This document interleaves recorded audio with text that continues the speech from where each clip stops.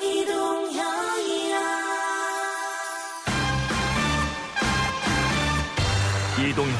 뉴스 정면 승부. 이동형의 뉴스 정면 승부.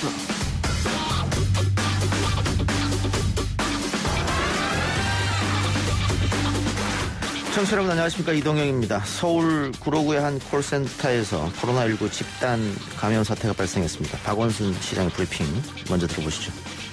특히 서울의 경우에 우려하던 집단 감염이 산발적으로 계속 발생하고 있어서 진정의 끈을 놓을 수 없는 그런 엄중한 상황입니다. 어제 구로구의 에이스 손해보험 콜센터 근무자 35명이 확진을 받았습니다. 박 시장의 브리핑 당시에는 35명이 확진 판정을 받았었는데 지금까지 상황은 66명입니다. 수도권으로의 확산이 걱정인데요. 집단 감염이 일어날 수밖에 없었던 콜센터 업무 환경은 어땠을까요? 일부에서 짚어봅니다. 저희들이 처음에 예상할 때는 대개 비례대표 후보로 400여 분 정도 오시지 않겠냐 그렇게 예상했는데요. 어제 최종 집계를 해보니까 544명이 왔습니다. 미래통합당의 비례대표형 위성정당인 미래한국당 비례대표 후보 모집에 무려 544명이 몰렸습니다. 반면 비례연합정당의 더불어민주당 참여 여부를 놓고서는 아직 내용이 있는 것 같은데요. 오늘의 이슈들 모아서 기자 언박싱에서 전해드립니다. 환자분들이 저한테 주신 가르침, 그거를 알게 되면서 환자를 이해하고 환자를 낫게 하고 싶었다는 그런 마음이 더 굉장히 컸던 것 같아요. 메르스 당시 간호사의 편지로 많은 분들의 마음을 울렸던 김연아 간호사를 기억하십니까? 집단 격리됐던 경험을 가지고 있죠. 이분이 또다시 대구를 내려간다고 합니다. 오늘 힘내라 대구경북, 힘내라 대한민국에서 만나봅니다. 모든 국민에게 재난기본소득 100만 원을 일시적으로 지원할 것을 정부와 국회에 제안합니다. 모든 국민에게 100만 원씩 퍼주자는 말이 재난기본소득이라는 명분으로 선동되고 있습니다. 이것은 한마디로 4.15 총선용 현금 살포입니다. 재난 기본소득 100만 원, 김경수 지사의 말과 심재철 원내대표의 말 차례로 듣고 왔습니다. 정치권에서도 논란인데요. 오늘 3부에서는 재난 기본소득 50만 원 지급을 시행하는 전주시장 인터뷰, 그리고 경제 베스트 라인업에서 이 재난 기본소득에 대해서 짚어보겠습니다. 4부에서는 코로나19에 얽힌 사건 사고들 박변과 김판 시간에 만나보죠. 3월 10일 화요일 이동의 뉴스 정면 승부 시작합니다.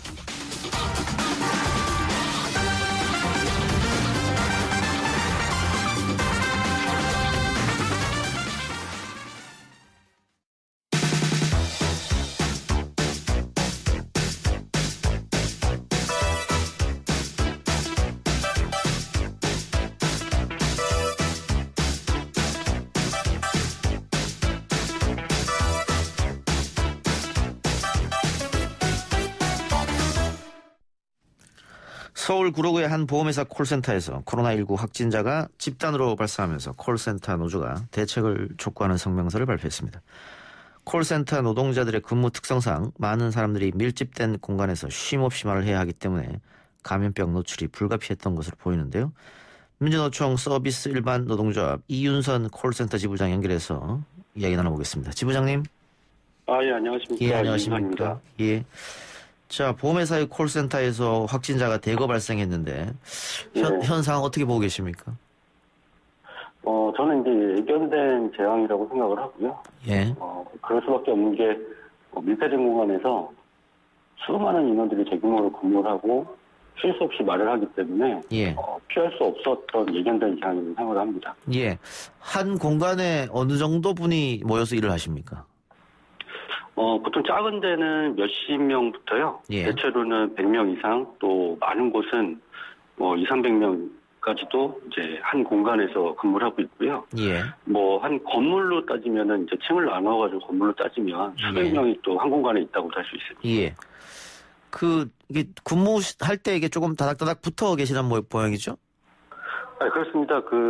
콜센터에서 일하시는 전화상담사분들이 이제 사무를 볼 수 있는 공간이 책상 이 가로 길이로 한 1m 정도 되거든요. 예. 1m 간격으로 쭉 앉아 있는 거죠. 그리고 또 이 업무 특성상 계속해서 쉼없이 말을 할 수밖에 없기 때문에 또 비말이 많이 나갈 수밖에 없는 그런 상황이고요. 예, 맞습니다. 그리고 식사도 같이 한다고 하던데 그 이유는 뭡니까? 보통 이렇게 대규모 인원이 한 곳에 집중되어 있다 보니까 예. 이제 주변에 식당도 좀 부족하고 어허. 구내 식당이 있으면 좀 편한데 예. 역시 구내 식당이 있다고 하더라도 그 구내 식당에 식사하는 과정에 이제 감염이 될 수 있고요. 예. 또 상담사분들이 자리에 앉아서 휴식을 취하기는 굉장히 어렵습니다. 왜냐하면 계속 콜이 밀려들기 때문에 예. 네, 보통 자리에 앉아서 휴식을 취하기보다는 휴게실이라는 공간을 이용해서 휴식을 취하고 거기서 이제 식사도 해결하고 하는데 예. 그 공간 자체가 또 감염도를 높일 수 있는 공간이 되는 거죠. 그 업무가 굉장히 밀려 있나 모양이죠? 굉장히 그 업무가 많을 때에는 예. 심지어 이제 화장실을 가지도 못하고 예. 한 4시간 정도를 계속 콜을 받고 이야기를 해야 되는, 상담을 해야 되는 그런 상황도 많이 연출이 됩니다. 그러다 보니까 식사하러 밖에 나가게 되면 그 동료가 더 일을 많이 해야 되는 상황이기 때문에 멀리 이동하지 못하고 휴게실에서 같이 식사를 하는 경우도 생긴다 이 말씀이죠. 예, 그렇죠. 근데 지금 보험회사 콜센터 운영사는 손 소독제도 비치했고 직원들에게 근무 중 마스크를 착용하도록 방역 지침을 안내했다라고 얘기했는데 지금 방역 당국 조사에 따르면 직원들이 마스크 착용을 하지 않은 것으로 나타났거든요. 이건 어떻게 보험회사가 거짓말을 했다고 보십니까? 글쎄요, 그 보험회사가 거짓말을 한 건지 아니면은 보험회사가 이렇게 지침을 내리고 했는데도 이행을 안 한 건지 밑에서 이행한 건지 잘 모르겠지만 일단 제가 그쪽 상황을 다 확인해서 말씀드리는 건 아니고요. 예, 제 추론에 따르면, 제 추측에 따르면, 원청사하고 도급사하고 나눠져 있단 말이죠. 예. 원청사인 보험회사가 지침을 내렸더라도, 어허. 도급사가 이행을 안 할 수도 있고요. 밑으로 내려갔을 때는.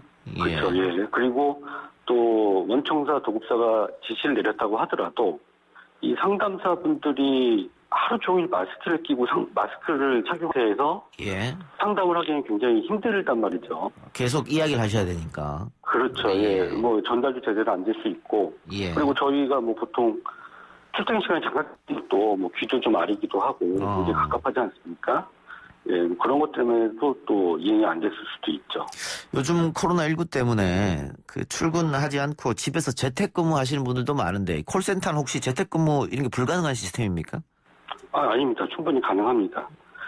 예, IT가 이제 발전을 하면서 예. 보안 프로그램도 개발이 됐고 해서 예.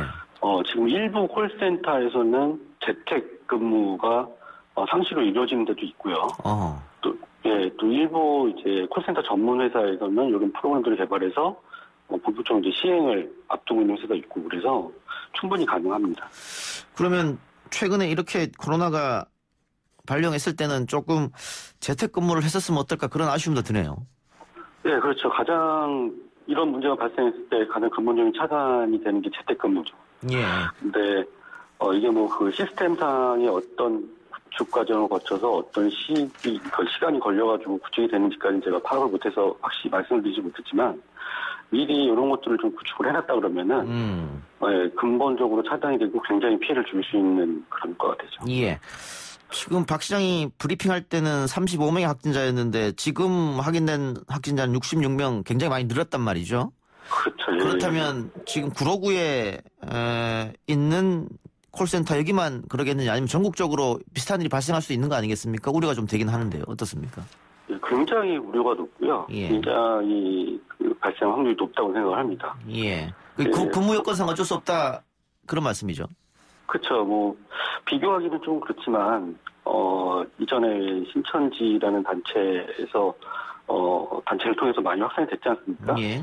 근데 이제 환경이 저도 콜센터도 이와 비슷하지 않을까. 충분히 그런 확률이 있을 거라고 생각을 합니다. 예. 1m 간격으로 다 모여 있기 때문에. 예, 그렇죠. 그러면 방법은 없을까요? 어떻습니까? 아까 우리가 재택근무 얘기 됐습니다만은 1인 1실로 하기는 어렵겠죠? 예, 그거는 좀 힘들 것 같고요. 예. 일단 지금 재택근무를 전환하거나 시스템 구축하기는 시간이 굉장히 촉박하고. 예. 이게 콜센터라는 곳이 지금 전국에 몇 군데가 있고, 여기에 종사하시는 분들, 상담사분들은 몇 분이나 계신지 아직 그 실태 파악이 되고 있질 않아요. 예. 예, 그러다 보니까 지금, 대책을 세우는데 굉장히 고심을 하고 있는 것 같은데, 일단은 지방자치단체에서 예전에 이제 신천지 단체처럼 지방자치단체에서 적극으로 나서서 예. 콜센터 규모, 위치, 실태 파악을 해가지고 지방자치단체 차원에서 적극적인 방역을 해야 되지 않나. 그렇지 않으면 이제 잡기가 힘든 상황이 되지 않을까라고 생각을 합니다. 예. 근데 제가 지금 들어보니까 업무량이 상당한 것 같은데 그러면 인원을 좀 보충하면 되지 않습니까? 인원을 보충한다고 해도 이 콜센터 특성상 아무나 와서 바로 업무를 시작하기에는 조금 무리가 있고요. 교육기간도 교육기간도 거쳐야 되고 또 스킬도 쌓여야 되기 때문에 지금 인원을 갑자기 늘린다거나 뭐 그런 것도 보면 고려를 해야 되고 당장 시행이 좀 어려운 상태입니다. 예. 조금 다른 얘기입니다만은 콜센터에서 근무하신 분들이 다 이제 감정 노동자 직군에 속하기 때문에 예, 맞습니다. 그 통화를 하면서 폭언이라든가 뭐 성희롱이라든가 상당히 스트레스를 많이 받는다고 제가 들었는데 실상 그렇습니까? 예, 실제로도 그렇고요. 예. 이제 작년부터 감정노동자 보호법이 이제 시행이 됐지 않습니까? 예. 그래서 감정노동자 보호법이 시행해서 좀 줄기는 했지만 아직도 이제 그런 고충들이 많이 있죠. 이게 또 원청 외주 이런 문제도 조금 있겠네요. 예, 맞습니다. 이번 코로나 사태도 그렇고, 좀 전에 말씀하신 감정노동 문제도 그렇고, 이 콜센터의 상담사분들이 고충을 얻는 가장 근본적인 원인을 따진다고 하면은 이 원하청 구조거든요. 예. 원청에서는 이제 처리조 비용으로 콜센터를 운영할 수 있는 회사를 구해서, 저희 이제 도급사라고 합니다. 콜센터 전문 운영하는 도급사. 예. 이 도급사에서 이제 돈을 받고 이제 운영을 대신하게 되는데, 이 최저 비용으로 운영을 하다 보니까 거기에 대한 이제 문제도 있고 또 원청사는 문제가 생기면은 어디까지나 자기 원청사 소속의 직원이 아니다 보니까 나몰라라 하고 있고 그 도급사에서는 비용 문제로 또 여러 가지 일들을 또 회피하고 책임을 가능하면 축소시키려고 하는 경향이 있는 거죠. 예. 아까 잠깐 얘기했습니다. 뭐 폭언이나 욕설이나 성희롱 이런 거 들었을 때 스트레스가 상당할 텐데 그럼 어떻게 해소하십니까? 심리치료 같은 게 있습니까? 제도가? 심리치료나 이런 서비스를 같이 제공하는 콜센터 회사는 거의 없고요. 거의 없고요, 예. 예, 대체로 이제 상담사분들이 알아서 각자의 방법으로 해소를 하고 이제 억제하고 그런 거죠. 업무 환경이 사실상 뭐 특별한 대책이나 아니면 시행되고 있는 부재책은 없다고 봐도 됩니다. 알겠습니다. 오늘 인터뷰 여기까지 듣겠습니다. 예, 감사합니다. 고맙습니다. 지금까지 민주노총 서비스 일반 노동조합 이윤선 콜센터 지부장이었습니다. 1부 순서 마치고요. 2부 기자 언박싱 코너로 돌아옵니다.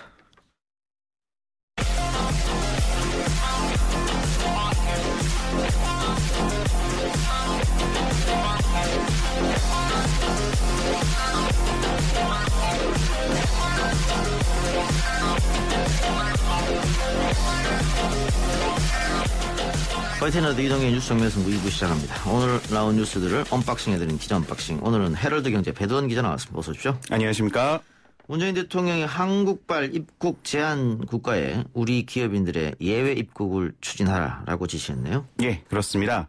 문재인 대통령은 오늘 한국에 대해 입국 제한 조치를 취하는 나라를 대상으로 건강상태 확인서를 소지한 기업인의 경우는 예외적으로 입국을 허용하는 방안을 외교 채널로 협의해보라고 지시를 했습니다. 예. 이제 코로나19 음성이라는 점을 증명하는 그런 확인서를 발급받은 기업인들에 한해서 예외 입국 대상이 될 수 있도록 하라는 건데요.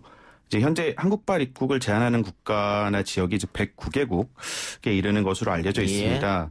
이제 물론 뭐 대통령이나 정부의 기본 입장은 해당 국가의 감염 차단 조치를 존중은 하지만 한국의 방역 역량을 긍정적으로 평가하는 외신 보도도 많이 나오고 있고 뭐 신규 확진자 숫자도 뭐 이제 오늘 서울에서 좀 나오긴 했지만 대구 지역에서는 감소세에 들어왔다는 점을 잘 설명하면은 좀 긴급하게 이제 뭐 기업하시는 분들은 출장 가야 될 일이 많이 생기잖아요. 그래서 이런 부분에 있어서는 예외적으로 좀 입국을 허용해 줄 수 있지 않을까 하는 기대감을 갖고 이런 지시를 내린 것 같습니다. 예. 지금 뭐 코로나19 사태 때문에 소상공인도 굉장히 물론 힘들겠습니다만은 그 중소기업, 대기업도 뭐 시장 조사나 뭐 계약, 뭐 출장, 뭐 수출, 수입 뭐 전부 다 스톱된 상태니까. 그렇죠. 아마 대통령이 이런 지시를 한 것 같은데. 그 터키 대통령하고 통화하면서 이런 이야기를 했다면서요? 예, 이미 지난 6일에 그 에르도안 터키 대통령하고 통화하면서 기업인들이 상호 방문할 경우에는 이제 양국 협력의 중요한 부분인 만큼의 입국을 허용해달라고 요청을 했다라는 게 청와대 측의 설명입니다. 이제 다만 우리 당국자는 이제 이 같은 기업인 예외 입국 협의 대상 국가에 일본도 포함되느냐? 라고 이제 기자들이 묻자 뭐 구체적으로 어떤 국가하고 이런 협의를 진행할지는 단정적으로 말하기는 어렵다고 말했습니다. 뭐 아무래도 일본은 좀 정치적인 이유가 또 고려가 큰 만큼 쉽지 않아 보이는 상황입니다. 예. 대구에 머물러 온 정세균 국무총리가 대구의 품격을 받다면서 대구 시민들을 격려했네요. 예, 그렇습니다. 정세균 총리는 이제 오늘 오전에 정부 서울청사에 올라와서 중앙재난안전대책본부 회의를 열었는데요. 정 총리는 먼저 이제 뭐 다행히 확진자 수가 조금씩 잦아들고 병상과 생활지원센터도 확충이 됐지만 아직 아무도 낙관하는 사람은 없다. 뭐 해야 할 일이 너무 많아서 이러쿵저러쿵 하는 것도 적절치 않다. 종식될 때까지 긴장을 늦추지 말아달라고 공직자들에게 당부를 했습니다. 그러면서 이번 주 목요일부터 내일 모레죠.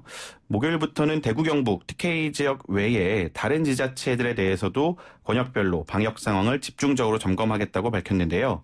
말씀하신 것처럼 눈에 띄는 부분이 이제 대구에 대한 언급이었습니다. 정 총리는 이제 2주간 대구에 머무르면서 보니까 대구 공직자와 시민 모두가 아주 질서 있고 모범적으로 코로나19와 싸우고 계셨다면서 2주간 대구의 품격을 봤다라고 말한 건데요.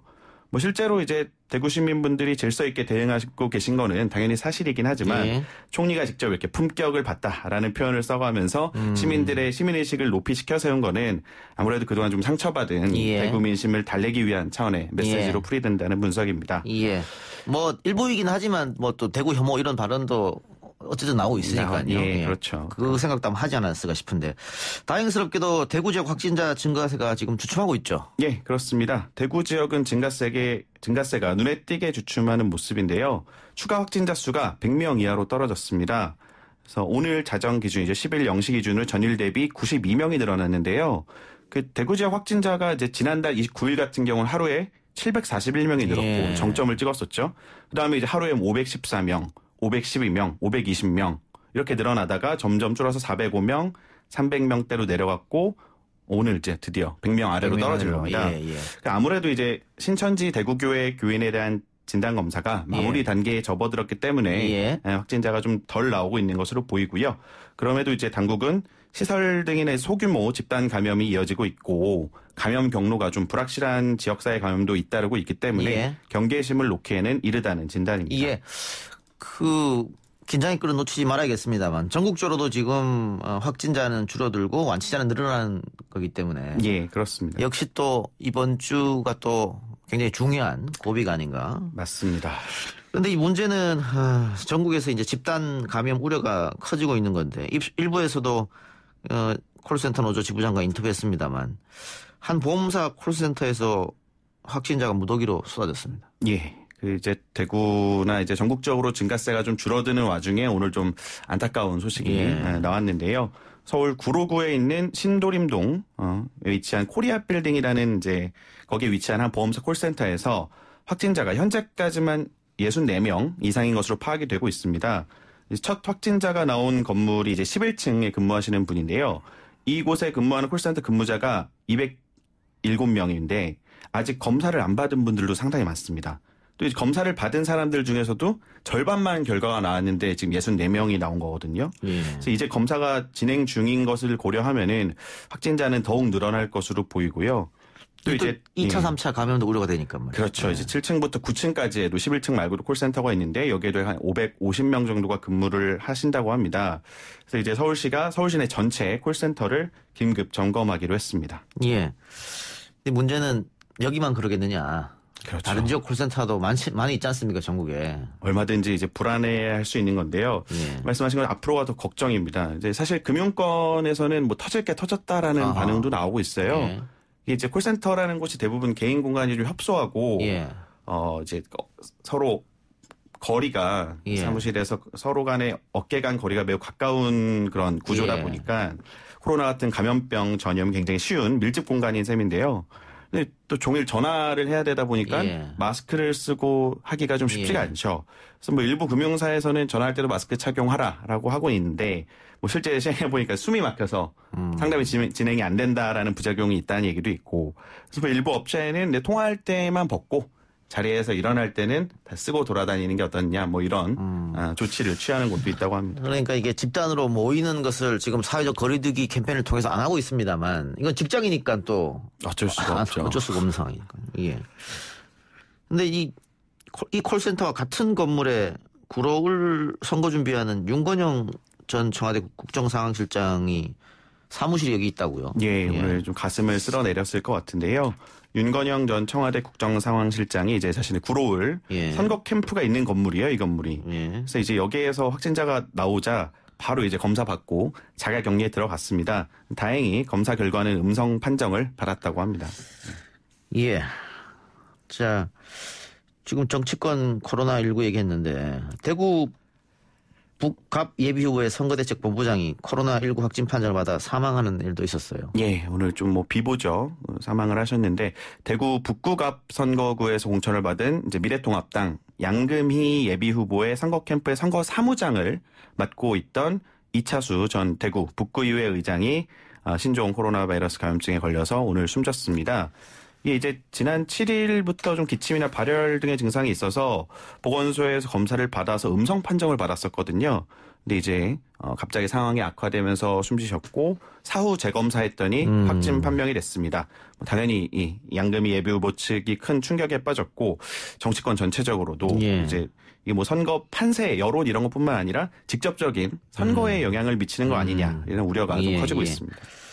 근데 전북 정읍에서 신천지 여신도가 사망하는 일이 있었는데 이게 극단적 선택을 한 겁니까? 예, 그렇습니다. 뭐 이제 그렇게 추정이 되고 있는데요. 예. 능동감시 대상이던 신천지 교회 40대 여성 신도가 오늘 전북 정읍에서 숨진 채 발견됐습니다. 경찰이 조사를 해보니까 전업 주부인 이 A씨죠. 추락 직전에 남편과 종교 문제로 말다툼을 벌인 것으로 전해졌는데요. 이제 종교가 없는 남편은 예. 이제 경찰의 진술을 아내가 한 7, 8년 전에 신천지 신도라는 사실을 안 뒤부터 종교 갈등을 좀 빚었다. 가끔 말다툼도 있었다. 예. 면서도 이제 이 사건 당일 말다툼 과정에서 아내를 폭행하지는 않았다라고 예. 진술했다고 합니다. 그래서 이 숨진 A씨는 앞서 두 차례 검사를 했었는데 음성이 나왔었고요. 예. 사후 검사에서도 코로나19는 음성으로 나왔습니다. 예. 경찰은 A씨가 이 남편이 잠시 자리를 비운 사이에 아파트 베란다에서 극단적 선택을 한 것으로 일단 추정을 하고 있고 이 A씨 남편과 유족 등을 상대로 정확한 사망 경위를 조사 중에 있습니다. 예. 신천지 측은 이단 프레임이 죽였다 이렇게 반응했습니까? 예, 오늘 좀 보도 자료까지 냈는데요. 예. 코로나19 사태 이후에 신천지에 대한 비난 여론이 커지면서 예. 가정폭력에 시달리던 신천지 여신도가 또 사망하는 사건이 발생했다라고 주장을 했습니다. 그러면서 뭐 지난달 26일에도 울산에서 60대 여성 신천지 신도가 또 빌라에서 추락해 사망하는 사고가 있었는데요.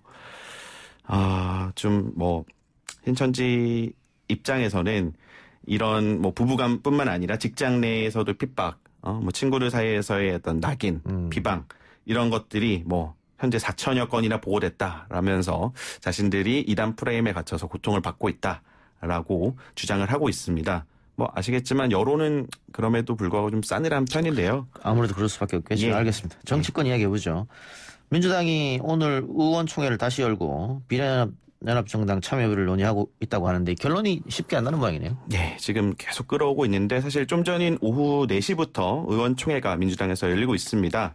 이제 이거를 뭐 빠르면은 12일에 당원 투표를 결정할까, 뭐 예. 어떻게 할까 이런 막바지 최종 논의를 하고 있는데요. 아마 경론이 벌어지고 있을 것으로 보입니다. 뭐 PK 지역이나 수도권 지역에서 일부 의원들은 공개적으로 연합정당 반대를 참여하지 말자 주장을 하고 있습니다. 뭐 지역구에 악영향을 미치지 않겠느냐 아마 그 생각이겠죠. 뭐 아무래도 그렇겠죠. 뭐 김두관 의원도 그렇고 부산 공동선거대책위원장인 김영춘 의원도 이렇게 꼼수를 부렸다고 해서 당장 눈에 보이는 숫자를 불리하다고 해서 꼼수를 따라가는 건 명분이 없다. 뭐 이렇게 주장을 했고요. 예. 반면에 이제 비례연합정당에 합류를 해야 된다라고 찬성하는 입장에서는 결국은 실리 문제 아니겠습니까? 예. 원내 제1당을 유지를 하느냐, 2당으로 떨어지느냐를 가릴 수 있기 예. 때문에 또 이제 거시적으로 이제 지도부 입장에서는 향후 국정 운영에 이렇게 되면은 큰 타격이 될 수 있잖아요. 일당을 내줄 수도 있으니까요. 그렇죠. 이제 예. 포기하기가 좀 어려운 입장인데요. 실제로 이제 민주당의 이근영 전략기획위원장이 오늘 뭐라고 발표를 했냐면은 이 비례대표용 연합정당 없이 총선을 치르면은 민주당이 미래통합당과 미래한국당 의석에 한 10석가량 뒤질 수 있다라는 판세 전망을 내놓기도 했습니다. 그래서 결국 명분이냐 실리냐 뭐 이걸 갖고 싸우고 있는데 말씀하신 것처럼 지역구에서는 이제 자기 선거에 악영향을 받으면 안 되니까 명분을 좀 중요시하는 그런 게 있는 것 같고 지도부에서는 또 이제 좀 크게 봐야 되니까 실리를 좀 더 추구하는 그런 모습으로 보입니다. 예. 미래통합당 얘기도 해볼까요? 미래통합당 위성정당이죠. 미래한국당. 500명 이상이 공천 신청을 했다고요? 예. 544명이라고 나오다가 좀 아까 전에는 539명이라고 기사가 정정돼서 나오던데요. 어떤 명단이 나왔습니까? 이제 오늘 오후 중에 공개한다고 하는데 예. 아직 지금 제가 확인은 못했고요. 제가 들어오기 전까지는 안 나왔었습니다. 예. 근데 이제 알려진 거는 공천 신청자 중에 아이돌 그룹 엑소의 수호 예. 씨. 부친으로 알려진 연금 전문가 김용하 순천향대 교수가 예. 포함됐다고 알려지고 있고요. 수호 씨가 직접 나온다고. 뭐 그래도 가능성이 이제 몰표를 받을 수도 있겠죠. 아무튼 그 윤봉길 의사의 장손녀이죠. 윤주경 전 독립기념관장 등이 이제 공천 신청에 포함된 것으로 알려지고 있습니다. 예. 또 눈에 띄는 인물이 박근혜 전 대통령의 최측근이죠. 최근에 이제 박 전 대통령의 옥중 서신을 공개하기도 했던 유영하 변호사도 포함됐습니다. 박형준 교수 공천 냈다가 철회했죠. 네, 뭐 그렇다라는 소식도 나오더라고요. 예. 알겠습니다. 하나만 더 하죠. 컷오프 됐죠, 홍준표 대표. 네, 그렇습니다. 어떻게 한답니까? 이제 계속 홍준표 전 대표는 SNS를 통해서 장외의 정치를 이어가고 있는데요. 오늘 예. 페이스북에 글을 하나 올렸습니다. 뭔가 최후 통첩을 날렸어요. 이번 예. 목요일 오전 최고위원회까지 지켜보겠다. 황교안 대표가 과연 큰 도량의 대장부인지 지켜보겠다면서 내가 갈 정치적 방향이 황 대표의 결단에 달렸다라고 말을 했는데요. 오늘까지 지켜보겠다는 얘기입니까? 목요일 오전까지. 목요일 오전까지. 모레까지. 예. 그래서 이제 이 언급은 결국에는 그 김영호 공천관리위원장이 자신을 떨어뜨렸긴 했지만 예. 결국 이제 황 대표에 영향을 미친 거 아니냐라는 예. 인식하에서 나온 발언이고요. 김영호 공천관리위원장을 향해서도 굉장히 비판을 했습니다. 뭐 계속 얘기하고 있죠. 막천을 해놓고 뭐 희생과 헌신을 운운하면서 무소속 출마를 해서 안 된다는 건 도대체 무슨 경우냐. 그러면서 뭐 공천을 두고 뜨내기 소인배들과 논쟁을 하는 나 자신이 한없이 부끄럽다라고 이렇게 특유의 또 언사를 보여주기도 했습니다. 알겠습니다. 오늘 이야기는 여기까지 듣죠. 헤럴드 경제 배두원 기자였습니다. 수고했습니다. 예, 고맙습니다.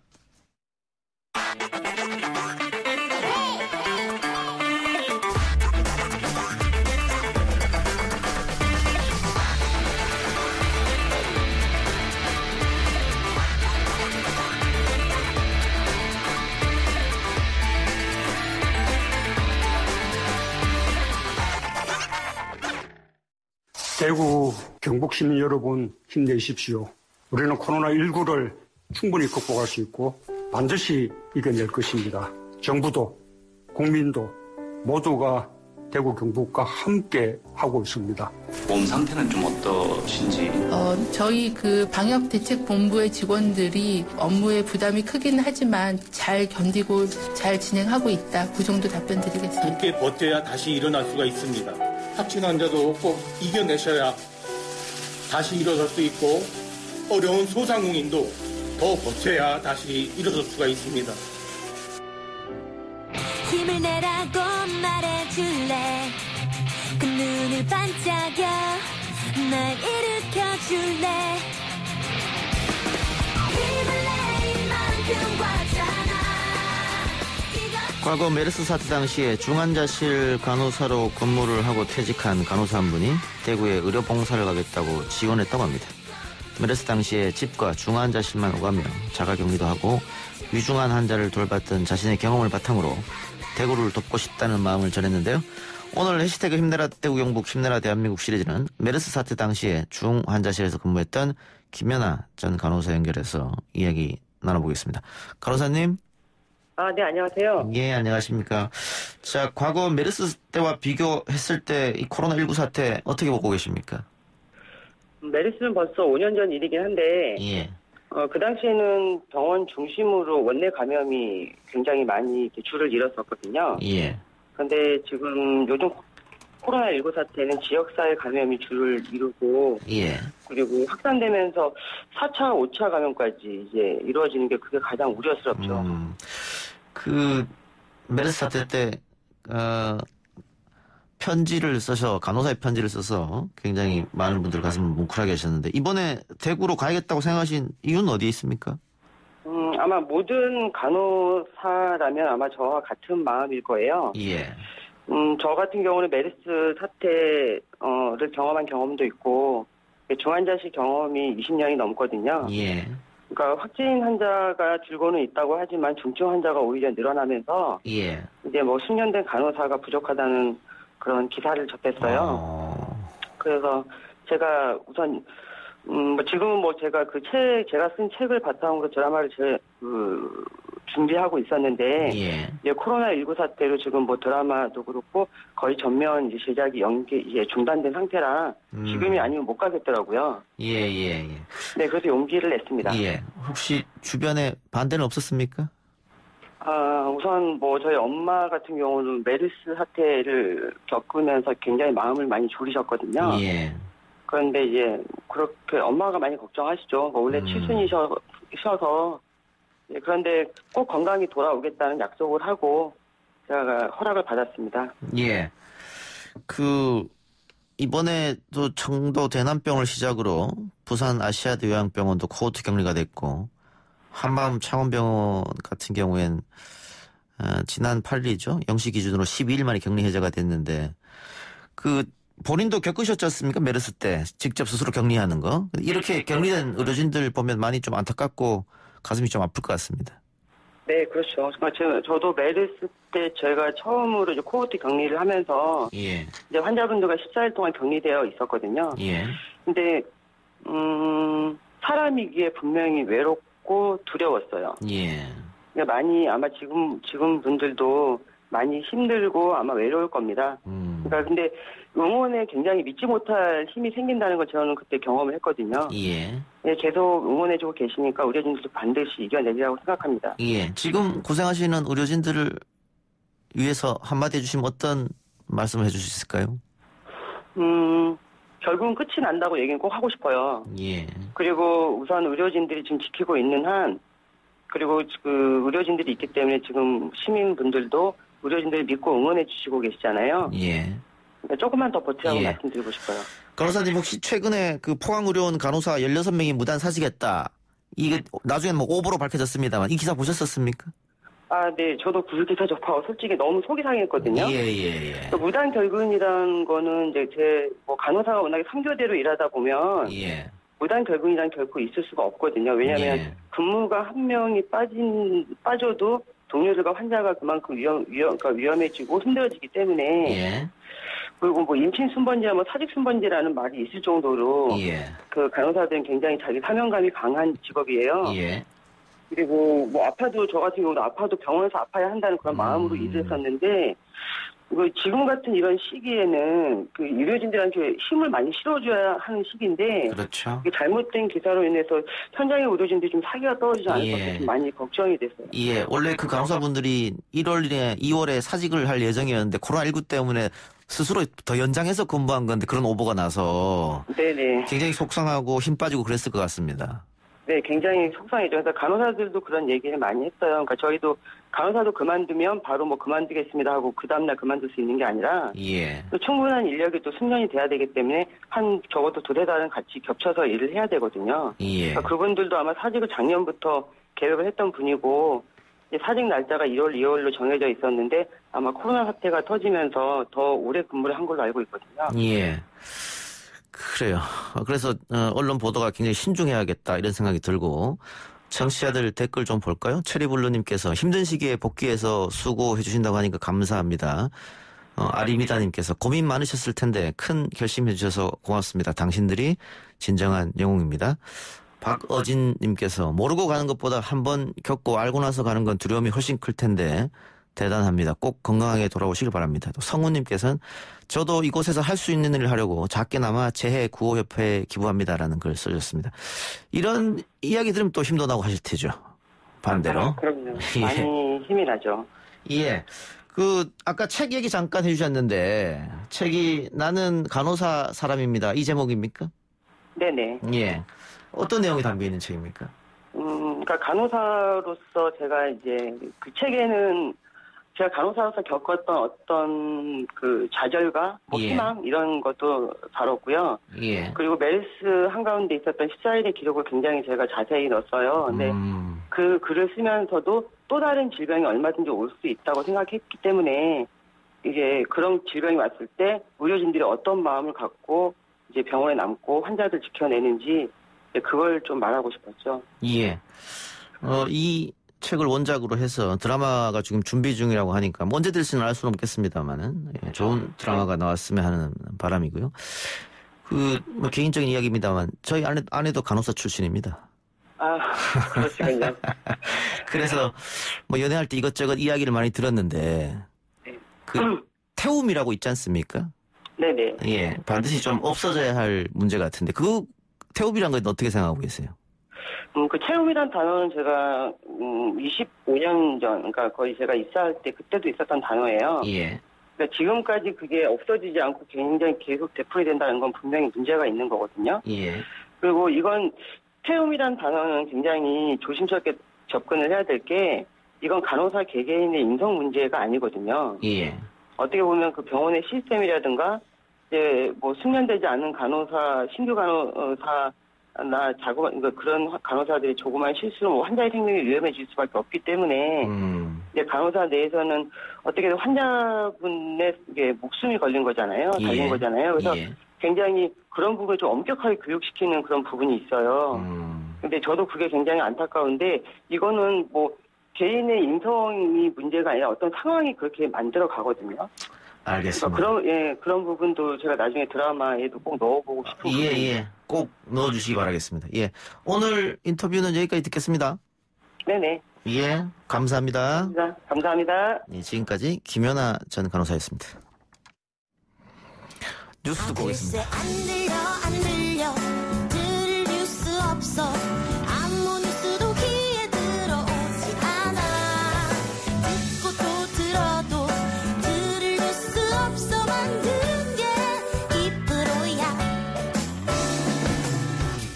이동영의 뉴스 정면 승부 YTN 라디오 이동영의 뉴스 정면 승부 3부 시작합니다. 재난 기본소득이 사회 의제로 떠올랐습니다. 경남, 서울, 경기도 등 일부 지자체장들이 정부와 국회에 공식적으로 제안을 했고요. 그러나 청와대는 취지는 이해하나 검토하지 않는다는 입장을 내놨습니다. 이런 가운데 지자체로는 처음으로 50만 원 재난 기본소득 도입을 구체화한 곳이 있어서 연결해 보겠습니다. 바로 전주인데요. 김승수 전주시장 연결합니다. 시장님. 네, 반갑습니다. 예, 안녕하십니까. 예. 안녕하세요. 네. 자, 50만 원을 지급하는 재난 기본소득 시의회에 제안했다고 하는데 네. 의회에서 거부될 가능성은 어떻게 보십니까?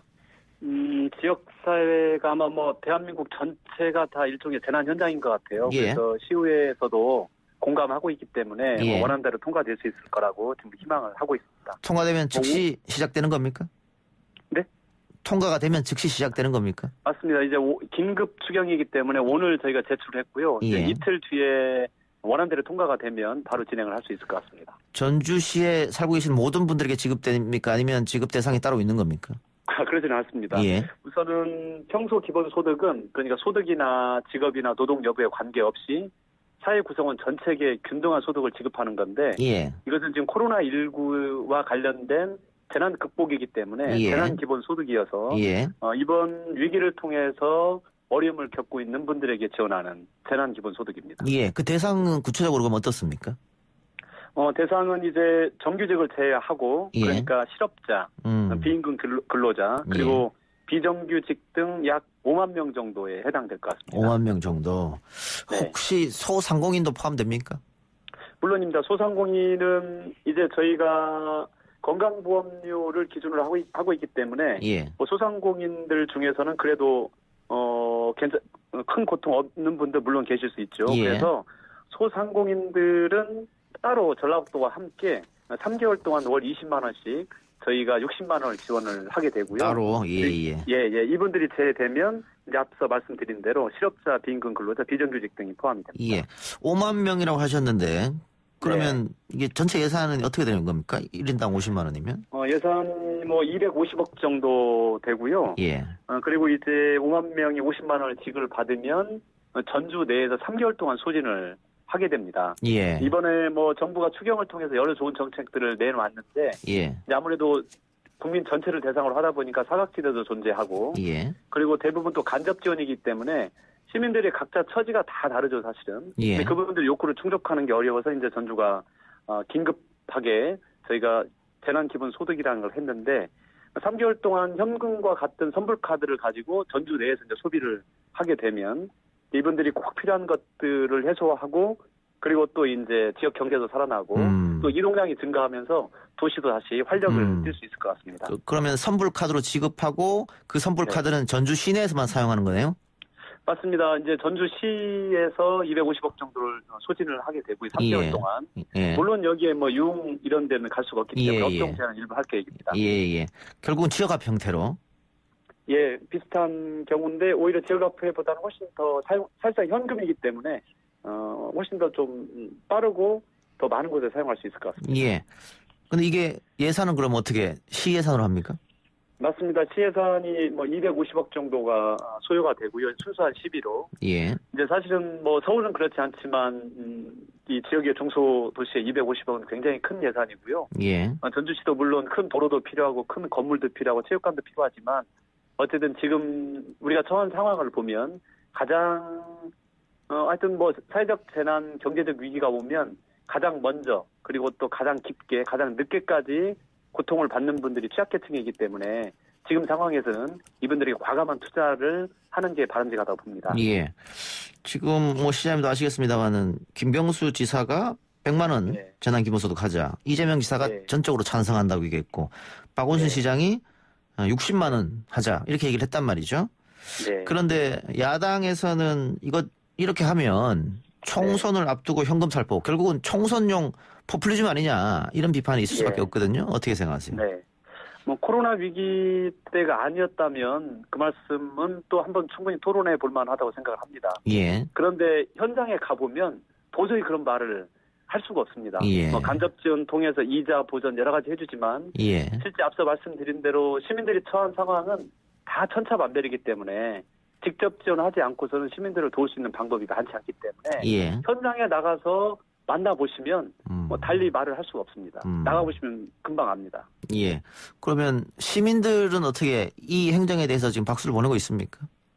물론 이제 뭐 포퓰리즘이다, 뭐 차별화의 그런 분들도 물론 계십니다. 그렇지만 이 어려운 시기에 정규직 고소득층은 그래도 좀 자생할 수 있는 여력이 있는 반면에 앞서 말씀드린 대로 경제위기나 사회적 재난 때는 취약계층이 훨씬 더 심해가 크고 경제위기가 극복한 다음까지 더 계속 지속되는 게 그 사회적 취약계층이기 때문에 이번 재난기본소득의 핵심 가치는 사회적 연대입니다. 사회적 우정. 그래서 이 어려울 때 동의해 주시고 또 위로해 주시면 우리 사회가 거대한 우울에 빠지지 않습니까? 어쨌든 그런 걸 해소하는 그런 중요한 정책이 될 거라고 봅니다.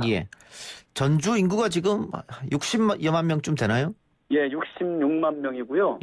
전주는 뭐 1년에 1,000만 명 이상 관광객이 오는 관광도시기도 하고 또 많은 언론들이 주목하는 또 세계적인 문화도시기도 합니다. 뭐 코로나19 사태 때문에 관광객은 많이 줄었을 테고요, 당연히.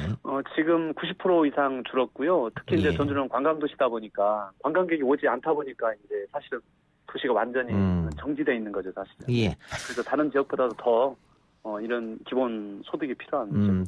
제가 인구를 여쭤본 거는 지금 5만 명, 60여만 명 중에 5만 명한테만 혜택이 가는 거니까 못 받은 분들은 나 똑같이 세금 내는데 왜 그 사람들한테만 이렇게 혜택을 주냐 이런 반발이 혹시 있을까 봐 질문을 드려봤어요. 맞습니다. 뭐 그렇지만 응원하시는 분들도 굉장히 많이 있고요. 특히 전주 같은 경우는 이번에 지금 그 한옥마을에서 임대료 인하를 시작을 하면서 그것도 역시 그 큰 건물을 가지고 있는 분들이 임대료를 인하해 준 게 아니고 생계형 건물주들이 이제 임대료를 인하하면서 누군가 고통을 받고 있다면 나는 함께 하겠다 이런 마음이 있는 거죠, 사실은. 그래서 이번 재난기본소득도 전주 시민들께서 이제 물론 비난하시는 분도 찬성하시는 분도 계시지만 어쨌든 대부분의 많은 분들은 어려울 때 우리가 함께 당신 옆에 있어주겠다, 우리가 지켜주겠다 이런 사회적 우정을 싹 틔우는 분들도 굉장히 많아 보입니다. 예, 착한 건물주 운동도 전주 한옥마을에서 시작됐다고 하니까요. 네. 자, 지금 전국적으로 다들 어렵습니다. 특히 대구 경북 상당히 어려운데 네. 우리 고통받는 국민들을 위해서 한마디 해주시기 바랍니다. 우선 그 사투를 벌이고 있는 의료진 여러분들께 경의를 표하고요. 또 대한민국 공직자들이 이 어려운 시기에 최일선에서 노력을 해주셔서 공직자 여러분들께도 진심으로 감사하다는 말씀 드립니다. 이 어려울 때 그래도 옆에 있는 누군가 한 분이라도 있다면 우리 사실은 한옥마을 착한 임대료도 물론 그게 경제적 도움도 되겠지만 앞서 말씀드린 대로 당신 어려울 때 내가 옆에 있겠어. 이런 우정의 마음이 훨씬 더 희망을 품게 하고 사회적 우울을 해소하는데 또 다른 역설인 것 같습니다. 그래서 어려울 때 함께 위로하고 격려하는 그런 멋진 대한민국 함께 만들었으면 좋겠습니다. 알겠습니다. 시장님 오늘 인터뷰 고맙습니다. 고맙습니다. 네, 감사합니다. 지금까지 김성수 전주시장이었습니다.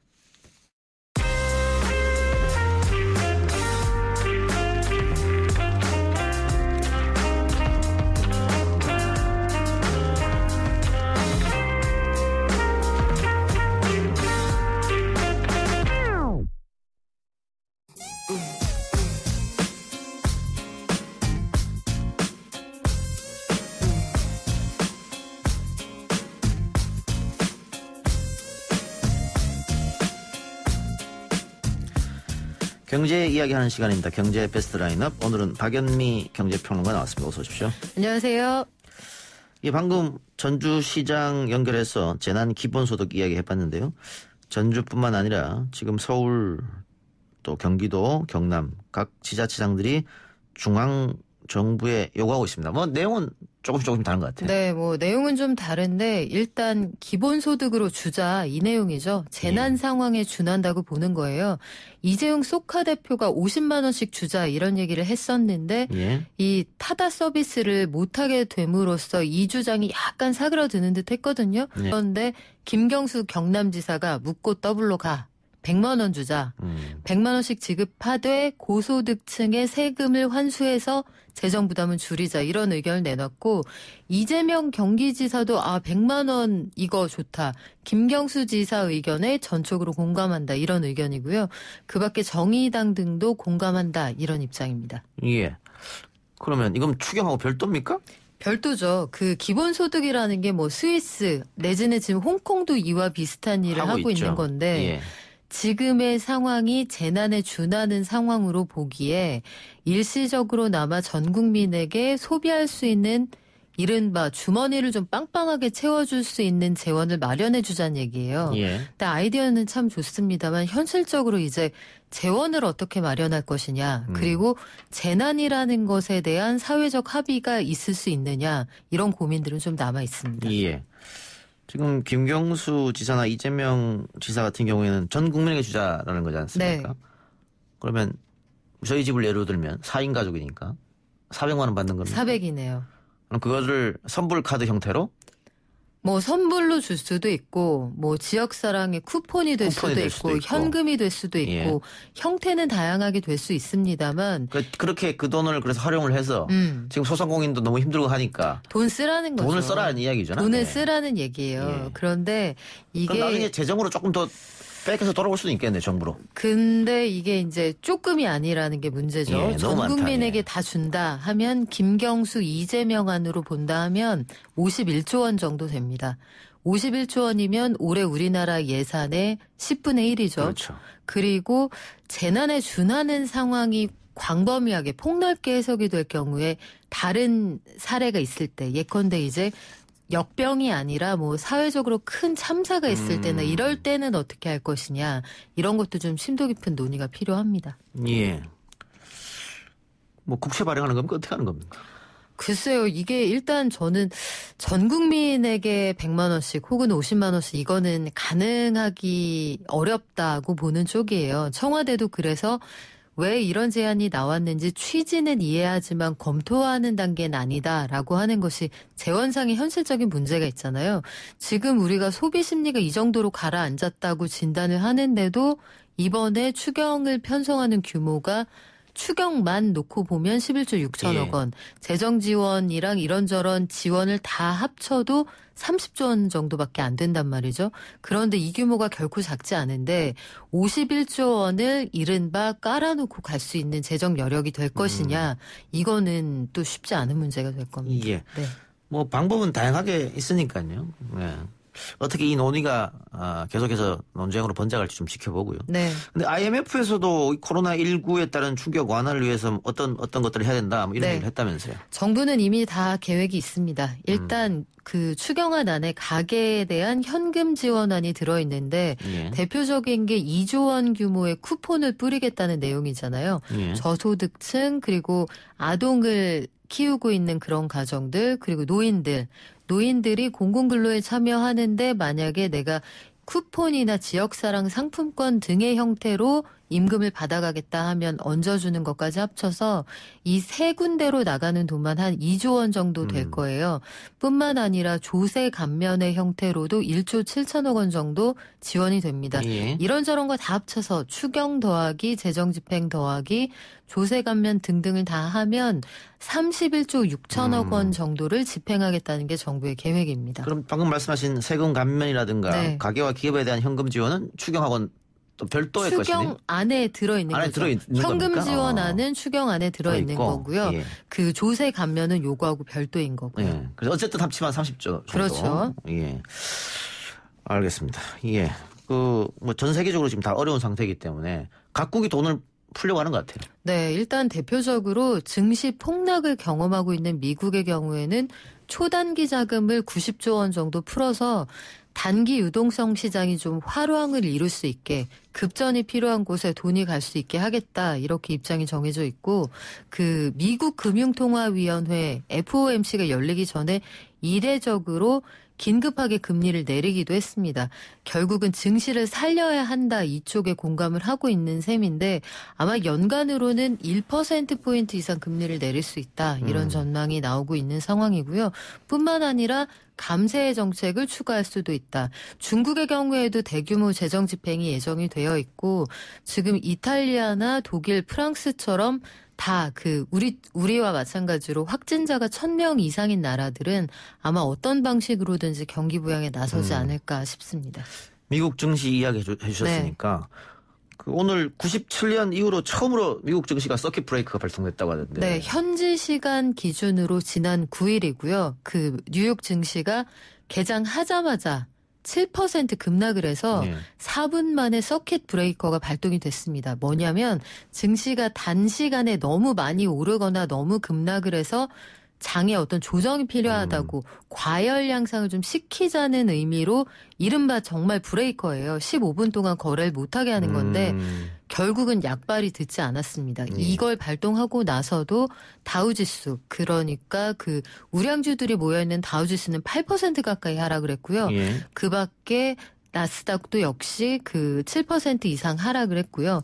S&P도 마찬가지로 7% 넘게 급락한 채 장을 마감을 했습니다. 근데 그동안 미국 증시가 계속 사상 최고치를 경신했기 때문에 사실 9년, 거의 10년 가까이 내리 상승장이었어요. 그럴 수가 없는데 돈을 워낙 많이 풀기도 했고 그 돈이 갈 곳을 찾지 못할 정도였으니까요. 그리고 트럼프 대통령 취임 이후에 대규모 감세 정책으로 한 2년 정도 재미를 봤거든요. 그런데 그게 약발이 다 한 참에 코로나19가 확산되고 있고 또 중국이 저러고 있으니까 글로벌 공급망에 문제가 생기니 미국도 이제 더 이상 트럼프 효과만으로는 버티지 못하는 상황이 된 겁니다. 근데 어쨌든 서킷 브레이크가 발동할 정도로 미국 증시가 폭락을 했는데 중국 증시는 오늘 보니까 약간 올랐고 우리 증시도 오늘 큰일 났더라고 생각했는데 나름 오늘은 선방한 것 같아요. 네, 하락 출발을 했다가 상승 반전을 했는데 뭐 상승폭이 되게 큰 건 아니지만 그래도 어제, 그제, 그러니까 최근 2거래일 동안 우리가 지나치게 많이 떨어졌다 이런 반응이 좀 있었던 것 같고요. 오늘 코스피는 0.42% 상승했고 코스닥도 0.87% 오른 채 마감을 했는데 그래도 코스피가 아직도 2,000선에 한참 못 미치는 상황이라 안심하긴 이릅니다만 환율이 11원 넘게 올랐다가 다시 그만큼 떨어진 거, 그 부분은 좀 다행스러운 부분이에요. 어제 정부가 시장에 구두 개입한 등의 효과가 좀 나타난 것으로 보입니다. 예, 유가도 지금 많이 떨어진 상태고. 유가는 거의 폭락 수준이죠. 네. 그 많은 분들이 그런 질문 하시더라고요. 우리 증시가 지금 코로나 때문에 많이 폭락했는데 반대로 지금 들어가야 되는 거 아니냐 뭐 이런. 그런 얘기는 그건 진짜 며느리도 모르는 거고 이게 하락장에서 되게 용감하신 분들이 계세요. 사실 지금 증시 상황을 보면 외국인은 내리내답하는데 오늘 기관이 좀 받쳤고요. 그 개인이 좀 저가 매수 심리가 좀 작용을 한 것 같은데 이게 쉽지 않습니다. 외국인은 4거래일 연속 순매도를 해서 지금 3조 원어치 이상 갖다 팔았거든요. 근데 이 사태가 정리되어가는 상황이면 모르겠는데 아직은 한치 앞을 내다볼 수 없기 때문에 글쎄요. 저는 좀 보수적인 입장입니다. 그런데 이 주가가 이렇게 크게 떨어질 때마다 공매도 금지해야 된다. 이런 얘기 항상 나오지 않습니까? 공매도는 주식 투자하시는 분들은 아마 아실 텐데 좀 어려운 말이잖아요. 빌공짜를 써서 없는 걸 갖다 판다는 얘기예요. 이게 어떻게 가능하냐면 내가 그 주식이 없는데 추세적으로 주가가 떨어질 것 같다 하면 오늘 남이 갖고 있는 주식을 꺼다 팝니다. 만약에 오늘 주가가 한 주에 10,000원이었다 하면 오늘 나는 10,000원에 팔았는데 이틀 있다가 요거를 8,000원까지 만약에 이 주가가 떨어진다 하면 나는 10,000원에 팔았는데 8,000원에 사다 갚으면 되는 거예요. 그럼 그 사이에 나는 2,000원을 버는 거죠. 그러니까 세금 빼고요. 떨어질수록 돈을 버는 시스템인데. 그렇죠. 그런데 개인은 이걸 하기가 어려워요. 그러니까 문제는? 제도적으로 못하게 돼 있는 건 아닌데 아주 어렵게 만들어서 웬만하면 하지 말라고 돼 있고요. 기관과 외국인들은 뭐 여기에서 우리 증시를 가지고 논다 이럴 정도라서 정부가 대책을 내놨습니다. 내일부터 금융시장 안정조치로 공매도 과열 종목을 지정을 해서 요 3개월 동안 강화를 하거든요, 조치를.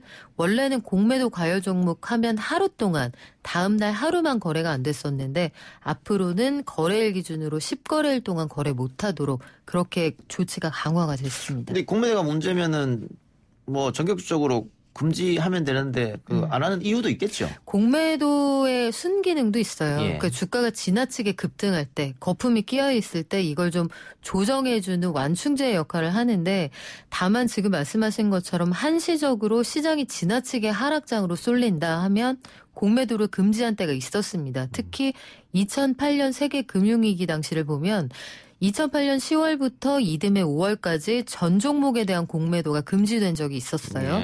그리고 2011년 기억하실 텐데 이른바 피그스라고 해서 유럽발 재정위기가 터진 적이 있었죠. 당시에도 한시적으로 공매도를 금지한 적이 있었습니다. 알겠습니다. 좀 지켜봐야 할 것 같고요. 유가가 아까 말씀하신 대로 폭락했는데 그 우리나라는 석유가 안 나니까 좋은 거 아닙니까? 폭락하면 좋을 것 같죠. 근데 기름값이 폭락한다는 게 무슨 뜻이겠어요? 기름을 안 사서 쓴다. 기름 쓸 일이 줄어든다. 쉽게 말하면 공장 돌릴 일이 줄어든다는 얘기예요. 기름값이나 구리 이런 광물 가격이 폭락한다는 얘기는 앞으로의 경기 상황을 사람들이 비관적으로 본다는 뜻입니다. 그래서 유가나 구리를 경기의 선행지표로 보기도 하거든요. 근데 지금 기름값이 떨어진 게 어지간히 떨어진 게 아니고요. 그 서부 텍사스산 석유 그리고 북해산 브렌트유 4월, 5월 선물 가격이 장중에 30% 급락하기도 했고 결국은 24% 이상 하락한 채로 마감을 했는데 유가가 이렇게 떨어지는 걸 보니 우리가 경기가 정말 안 좋아지겠구나. 이게 결국 뉴욕 증시를 폭락시킨 주 원인이 된 거거든요. 그렇다면 이 소비재 가격 이 떨어질 테니까 좋은 거 아니야? 이런 생각은 좀 단견이죠. 그 코로나19 때문에 전 세계가 좋지 않은 상황인데 경제가 중국에서 지금 시진핑 주석이 우한을 방문했고 언론을 통해서는 뭐 극복하고 있다, 거의 극복됐다 이런 뉘앙스의 그 중국 언론 보도가 나오고 있더라고요. 그렇다면 중국 경제가 다시 시작되는 거 아닌가? 근데 뭐 일단 그 끝까지 가봐야 하는 거고요. 네. 이거는 중국의 코로나 극복이라는 건 마치 우리 인사철에 인사 날 때처럼 방이 붙어봐야 하는 거고요.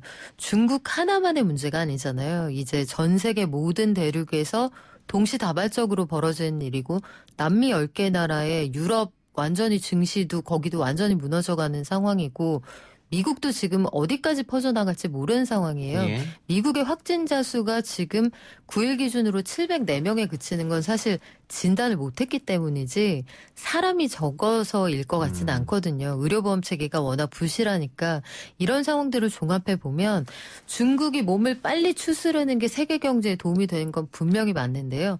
다른 동네들도 나아져야죠. 그래야 좋았을 겁니다. 예. 네. 어쨌든 2분기, 3분기는 좀 좋아졌으면 하는 바람이네요. 알겠습니다. 오늘 박영미 경제평론가 이야기는 여기까지만 듣겠습니다. 수고하셨습니다. 고맙습니다. 3부 순서 마치고요. 4부 박지훈, 김윤우 변호사와 함께 돌아오겠습니다.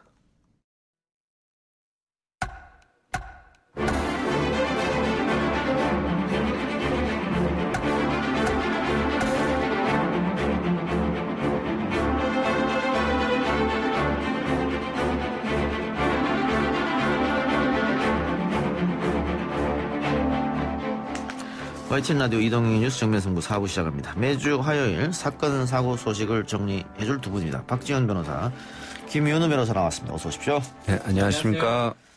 대구 거주 사실을 숨긴 채 서울 백병원에 입원했다가 코로나19 확진 판정을 받은 환자, 서울시가 법적 조치를 검토하겠다라고 했네요. 네, 오늘 서울시가 조사를 해서 사실관계를 파악한 뒤 종합적 검토를 해야 되는데 조사가 되면 법률 자문을 받아서 법적 조치까지 검토하겠다 이렇게 입장 밝혔다고. 대구에 있다가 왔는데 좀 몸이 좀 안 좋으니까 병원에 가니까 대구 사람을 진료를 못하게 했던 상황이었어요. 그러니까 다른 곳에 가서 딸의 집 주소를 적은 거예요. 대구에서 왔지 않았다. 그 이후에 이제 입원을 하고 문제가 됐는데 사실 거짓말을 해서 입원하는 경우 이거를 처벌하기는 좀 어려워요. 감염병 예방법상의 과태료 사안이 될 수가 있습니다. 예. 1,000만 원 이하의 과태료. 이건 행정처분이죠. 예. 주의 단계에서 거짓말했을 때. 다만 업무방해죄 같은 성립을 할 수가 있긴 한데 예. 그 부분을 좀 법적 검토를 하는 것은 보입니다. 고소고발이 될지 안 될지 좀 지켜봐야 될 것 같아요. 근데 이분 서울시 역학조사 결과에서 이분이 따님 집에 그러니까 대구에서 올라와서 공덕동에 있는 따님 집에 있다가 2일날 구토 같은 소화기 증상이 있어가지고 마포구 도화동에 있는 내과병원에서 진료를 받고 다음 날까지 증상이 이어지니까 서울 백병원에 입원했다고 나오거든요. 그래서 진료 거부가 실제로 있었는지 의문이라는 얘기가 있더라고요. 그렇죠. 그것도 봐야 될 것 같아요. 그것도 봐야겠네요. 예. 예. 근데 이 당사자라고 할 수 있습니까? 서울 백병원. 이 서울 백병원에서는 고소고발을 하지 않겠다라고 했는데 지자체에서 대신할 수 있어요, 이거를? 이게 어차피 고소 관련된 범죄는 아니에요. 뭐 친고죄라든지 반사불벌죄가 아니기 때문에 뭐 지자체든 누구든 뭐 제3자가 하면 고발 조치가 되는데 가능은 한데 이게 법적으로 문제가 될지는 좀 저는 좀 회의적이거든요. 예. 뭐 도덕적으로는 충분히 비난은 가능하고 한데 연관성하고 이런 것도 따지기가 좀 쉽지가 않다 생각이 좀 듭니다. 김 변호사 말처럼 과연 진료 거부가 있었느냐 하는 것은 좀 더 봐야겠네요. 만약에 진료 거부가 있었다고 하면 이것도 문제 아닙니까? 이게 나름대로? 이게 사실 진료 거부가 또 불법일 수가 있거든요. 예. 특히 우리 의료법상에 보면 또 응급의료법상에 보면 진료 거부를 못하도록 돼 있습니다. 뭐 응급 상황은 아니었다 손 치더라도. 근데 지금 상황 자체가 감염병이 좀 창궐하고 있는 상황이기 때문에 뭐 그런 의미에서 했던 것으로 지금 보입니다. 예. 근데 어쨌든 이 환자의 거짓말로 지금 서울 백병원은 외래, 응급실, 병동 일부가 폐쇄된 상태고, 근데 이 병원이 상당히 큰 병원 아니겠습니까? 그렇죠. 하루에 700여 명 정도가 외래 환자가 있다고 하는데 환자들의 불편도 굉장히 그렇죠. 병원이 지금 닫혀져 있으니까 그럼 여기에 대한 손해배상은 누가 하느냐? 원칙적으로는 이분이 하셔야겠죠. 호흡기 질환이라고 이렇게 제대로 말씀하시고 어디서 왔는지도 말씀하셨으면 폐쇄를 막을 수 있었을 텐데 예, 위계에 의한 업무방해를 굳이 적용해가지고 저기 손해배상 청구하면 뭐 청구가 가능한 사안 아닌가 이전에 이렇게 생각이 듭니다. 메르스 때의 이제 슈퍼 전파자들 같은 경우는 손해배상 청구된 사례들이 있습니다. 뭐 다 인용된 건 아닌데. 그 중에는 뭐 사망이 됐을 때 인용된 사건도 있고 결국은 이제 본인의 고의나 가실 부분이거든요. 그런 부분까지 좀 인정이 된다 그러면 형사 책임하고 별도로 민사적인 책임도 물을 가능성도 있다 생각이 좀 듭니다. 근데 이 환자는 신천지 신자는 아니었죠? 아니요, 관계는 없습니다. 그런데 지금 문제가 신천지 관련해서 신천지 신도들이 아직도 동선을 제대로 이야기하지 않는다거나 자가격리인데 밖으로 나간다거나 또 뭐 거짓말을 한다거나 이게 아직도 있단 말이죠. 신천지 신도를 뭐 제가 보도를 봤던 거기 때문에 정확한 건 아닌데요. 부부인데도 잘 모르는 경우도 있나 봐요. 서로가. 예, 몰라서 나중에 알게 된 다음에 막 싸우는 과정에 경찰 신고된 적도 있고요. 그만큼 좀 일행성이라 그러죠. 그런 부분도 있고 또 어디로 갔는지 알게 되면 본인이 곤란해지는 상황이 될 수 있기 때문에 자꾸 이걸 좀 숨기는 상황이 아닌가 생각이 들어요. 그래서 여론은 강하게 좀 처벌을 해라. 특히 자가격리자들이 그 지침을 무시하고 돌아다녔을 경우에는. 근데 지금 4월 달부터 이 자가격리 지침을 위반할 경우에 처벌이 강화된다고 합니다. 그거 소개 좀 해주세요. 4월 달부터 어떻게? 지금 현재로 현재로서는 감염병 환자로 의심되는 사람이 자가격리 지침을 위반할 경우 최대 300만 원의 벌금이 부과되는데요. 4월 5일부터 시행되는 개정법에 의하면 1년 이하의 징역 또는 1,000만 원 이하의 벌금으로 처벌 수위가 높아질 예정이라고 합니다. 예. 지금도 벌금이 작지는 않네요. 300만 원. 이하입니다. 이하기 때문에 사례 보니까 뭐 거의 몇십만 원 정도 내는 경우가 더 많습니다. 300이 최상한입니다. 예. 근데 어쨌든 뭐 법이 바뀌어서 4월 5일부터인데. 네, 이거 뭐 아주 급격하게 시행하는 거죠. 처벌을. 예. 원래 법이라기 뭐 공포도 하고 뭐 이렇게. 원래 6개월 걸리는데요. 이건 한 달만 딱 유예하고 바로 시행하는 겁니다. 예. 근데 뭐 이 처벌이 강화된다고 지켜라 뭐 이런 건 아니고 나와 남을 위해서 우리 사회를 위해서 이런 조치는 좀 지켜줘야 되지 않겠느냐. 그렇죠. 최소한을 못하기 때문에 그거는 법적으로 징역까지 매기겠다. 이런 의사표시거든요. 그렇게 무조건 지켜야 됩니다. 예.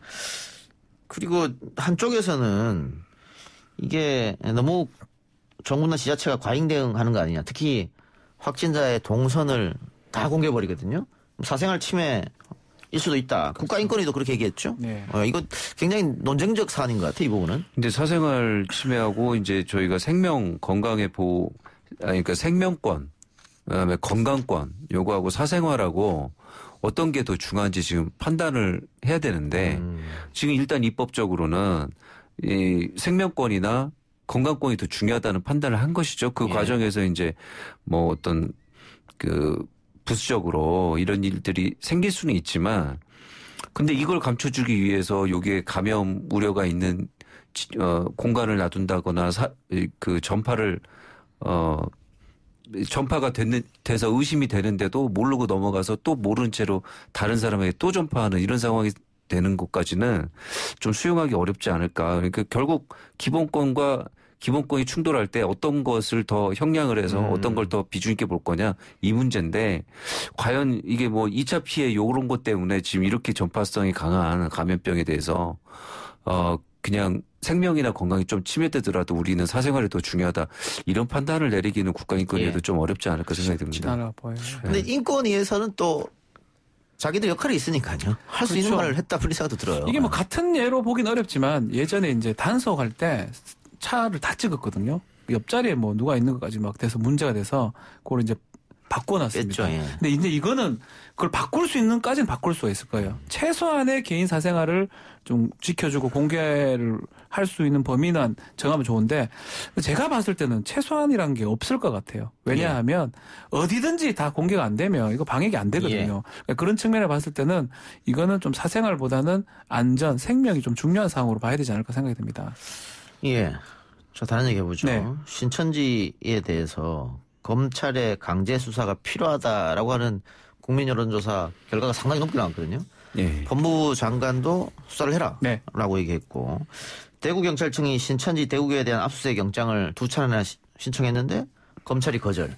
법무부 장관이 지시했는데도 검찰은 움직이지 않고 더 신중한 판단이 필요하다. 검찰이 이렇게 하는 이유는 어디에 있을까요? 궁극적으로는 뭐 법률 특히 범죄가 안 되거나 영장의 발부 사안이 아니라고 판단했기 때문에 이제 그런 것 같은데 그럼에도 불구하고 좀 아쉬운 측면이 있습니다. 특히 경찰에서 그렇게 판단해가지고 검찰에 올렸으면 계속 반려하고 있는 상황이거든요. 이거는 본인들이 판단 안 하고 좀 애매하다면 법원의 판단을 구해도 되는 겁니다. 예. 법원에 영장을 넣은 다음에 법원에서 기각한다면 달라질 수가 있는데 계속 원천적으로 막는 모습이 지금 계속 얘기하다시피 왜 이렇게 좀 소극적일까? 이 중요한 사안에서. 보통 압수수색 영장 청구 같은 경우에 영장 심사해 보면은 뭐 내사 보고서 달랑 한 장 올라옵니다. 네, 그거 한 장만 가지고도 뭐 그냥 이런 혐의점이 있기 때문에 일단은 이거는 압수수색하고 봐야 됩니다라는 취지로 압수수색 영장 청구가 왕왕 이루어지거든요. 저도 옛날 군 검사할 때 그렇게 많이 했습니다. 네네. 네. 뭐 다른 조사 아무것도 필요 없이 내사 보고서 하나만 가지고도 되고요. 인지서 하나만 가지고 달랑 붙여서 오는 경우도 많습니다. 그런데 지금 뭘 요구하냐면 고의가 부족해 보인다. 고의에 의한 것이란 거를 소명할 자료를 갖고 와라라고 하는데 대부분 압수수색 영장 단계에서 고의 입증 자료가 같이 첨부되는 경우는 잘 없습니다. 그렇죠. 이 정도면 기소해도 됩니다, 사실은. 왜 영장 청구합니까? 지금 기소를 해야지. 네, 사실은 좀 거부 사유가 너무 지나치다라고 지금 저는 생각이 듭니다. 예. 그래서 적폐청산 국민참여연대가 윤석열 총장을 직무유기 혐의로 고발했습니다. 조사는 답답해서 했겠죠. 답답해서 한 거죠. 직무유기는 뭐 쉽지 않습니다. 이 정도 사안이면 사실은 특별검사 임명법상 법무부 장관이 이 이해관계 충돌이나 공정성 등을 이유로 특별검사의 수사가 필요하다고 판단한 사건이라고 결정을 내려주면은 대통령께서 바로 추천위원회에 특별검사 임명 추천을 의뢰하실 수 있잖아요. 그러니까 그 법에 따라서 지금 특별검사가 필요한 거 아닌가. 국민의 85% 정도가 지금 강제수사대에서 찬성한다는 여론조사가 있었는데요. 너무 지금 너무 압수수색 거부 사유도 황당하고 지금 아무것도 이루어지지 않는 상황에서 뭐 엊그제는 부산에서 또 이제 신천지 전도반고의 모략전도 아닙니까? 그래서 그랬는지 이번에 또 방역 중인 공간에 경찰이 지키고 있는데 거기에 방역 요원을 가장해서 또 모략 방법에 의해서 침입하려고 했었거든요. 지금 이 정도면 사실은 이게 그냥 단순 개인 차원이 아니구나라고 볼만도 한데 지금 너무 수사를 미루고 있어서 상당히 안타깝습니다. 평시고 뭐 아무 상황이 없는 상황이라면 이렇게 뭐 이해할 수는 뭐 전혀 없는 건 아니거든요. 검찰의 태도를. 근데 지금 상황이면 가짜뉴스 퍼뜨리고 이런 사람들 지금 구속 영장 다 갖다가 기각된 경우도 많아요. 그 사람들 일반적으로 장난으로 그냥 그 찍은 걸 평시에 처벌할 수 있겠습니까? 뭐 비록 영장이 발부되지는 않았습니다. 그런 걸 봤을 때는 이 사회의 분위기나 이거에 따라서 검찰력, 공권력 행사가 좀 달라져야 되는데 그 직전에 표창장은 그렇게 잘 하던데 이 부분은 좀 못하는. 지금 신천지와 비신천지 사이에서도 지금 형평성에 문제가 있는 것 같습니다. 그렇죠. 그럴 수도 있고 이해가 좀 안 됩니다. 또 하나 궁금한 게 세월호 참사 때 세모그룹에 대해서 구상권을 청구한 바 있지 않습니까? 그러면 이번 코로나 사태 이 신천지가 진원지로 지금 주목을 받고 있고 환자의 대부분이 신천지고 이러다 보니까 우리 사회가 지금 굉장히 많은 비용을 신천지 때문에 지불하고 있다. 그렇기 때문에 구상권을 청구해야 된다. 이런 주장이 있고 불가능하다라는 주장이 있는데 어떻게 보십니까? 일단은 비교 대상이 그 유병원 세모그룹 관련된 거였는데 그때도 이런 논의가 있어서 민사상 좀 이 부분이 어렵다. 구상권 청구가 어렵다고 해서 4.16 세월호 참사 피해 구제 및 지원 등을 위한 특별법에서 국가 등의 구상권 행사 조항을 넣어가지고 구상권을 행사했었거든요. 왜냐하면 이게 국가 입장에서는 이런 경우에 당연히 예산이 나가고 법 집행을 하다 보니까 비용이 드는 것인데 이것이 국가가 손해를 입은 거냐에 대해서 또 거기에 대해서 국가가 공동 불법 행위자라던가 이런 구상권을 청구할 수 있는 지위에 있는 게 맞느냐라는 일반 민사 이론상 좀 문제들이 많았기 때문에 그때도 특별법상에 조문을 넣었었거든요. 그래서 지금 이 경우에도 특별법을 개정해서 청구를 하는 게 맞지 않나. 그냥 구상권 가서 또 쉽지 않을 수가 있기 때문에 법상으로 할 가능성이 좀 있지 않을까 생각이 듭니다. 한편 그 신천지 관련 의혹은 정치권에도 영향을 끼치고 있죠. 신천지 교인의 한나라당 대거 입당을 주장한 신현욱 구리 2단 상담소 목사 저희하고도 인터뷰를 했었었는데 미래통합당이 신현욱 목사를 허위사실 공표죄로 고발했는데 내용을 보니까 신현욱 목사가 라디오 프로그램에 출연해서 신천지와 어떤 정치권 커넥션은 계속됐을 거다. 진성당원으로 다 등록해 당비까지 납부하면서 투표권을 행사한다거나 선거 캠프에 들어가서 지원을 한다거나 이런 것들이 공문으로 내려왔었다 이렇게 주장했는데 이 특정 정당이 아마 미래통합당의 전신을 그렇죠. 이야기하는 것 같고요. 새누리당 한나라랑 이야기하는 것 같고 그래서 미래통합당은 아니다 이거는 허위 사실이기 때문에 고발하겠다 이런 입장이죠. 그러니까 결국은 목사지만 공익적 요소가 있는 거거든요. 뭐 기자는 아닙니다. 공익적 요소이기 때문에 허위인지 아닌지 설사 허위라 하더라도 적정하게 아니면 최대한 취재가 됐는지 이게 이제 유무죄 판단 기준입니다. 예. 결국은 이제 지금 이런 공문이 왔는 부분을 어떻게 이 신영 목사가 파악을 했고 그 자료를 이제 제출하면 수사기관이 판단할 것 같아요. 예. 그래서 결국 이래 되면 뭐 뭔가 더 밝혀질 가능성이 좀 높지 않을까 생각이 듭니다. 신천지도 지금 이거 신영 목사를 지금 고발한 상황이거든요. 그래요. 근데 알겠습니다. 이게 그냥 지금 하는 걸로 봐서는 선거운동 기간 지나면 고발 취하고 그냥 끝날 가능성도 흐지부지될 가능성도 시간상 네. 그럴 수도 있겠네요. 그럴 가능성도 있습니다. 예. 네. 그 방금 전에 김윤우 변호사가 언급한 신천지 압수수색 관련 여론조사는 여론조사 기관 리얼미터가 지난달 28일 CBS 의뢰로 전국 19세 이상 성인 501명을 대상으로 조사한 결과이고요. 86.2%가 찬성한다고 답변했습니다. 95% 신뢰 수준의 표본오차 플러스 마이너스 4.4%고요. 조사 방법은 무선, 유선, 무작위 생성 표적을 통한 임의 전화 알기 조사였습니다. 자세한 내용은 리얼미터 홈페이지를 참조하시고요. 제가 아까 여론조사 언급할 때 굉장히 많이 나왔다 이렇게 얘기했지 않습니까? 그건 이거 설명 안 해도 되거든요. 그런데 김 변호사처럼 숫자를 얘기하면 다 읽어줘야 됩니다. 죄송합니다. 제가 그래서 그렇게 얘기 안 한 거예요. 몰라서가 아니고. 네. 가만히 있죠. 예. 많이 나왔다, 적다, 죄송합니다. 추세가 어떻다 이렇게. 예. 추세만 말씀해 주시면 앞으로. 예. 네. 그 지오영 특혜설 이건 뭔 얘기입니까? 네. 지오영 특혜설은 지오영이라는 회사가 국내 최대 약품 유통업체인데요. 공적 마스크 공급과 관련해서 약국에 공급되는 공적 마스크에 대해서는 이 업체가 이번에 그 공급업체로 단독으로 지정이 됐었거든요. 지오영 컨소시엄 이렇게 정확하게는 됐던 것 같은데요. 근데 요것이 왜 한 개 업체만 됐느냐. 그다음에 이익이 막대하다라는 주장과 함께 무슨 지오영이라는 회사 대표가 영부인 김정숙 여사 하고 같이 무슨 커넥션이 있어서 이런 이권을 잡게 된 거다라는 SNS 그다음에 청와대 홈페이지 국민청원란에 올라온 글 이런 데서 퍼지고 있어가지고 청와대에서 공식 대응을 하면서 이게 좀 불거지게 된 것 같습니다. 예. 말도 안 돼요, 사실은. 예, 가짜 허위 뉴스다. 완전 가짜죠.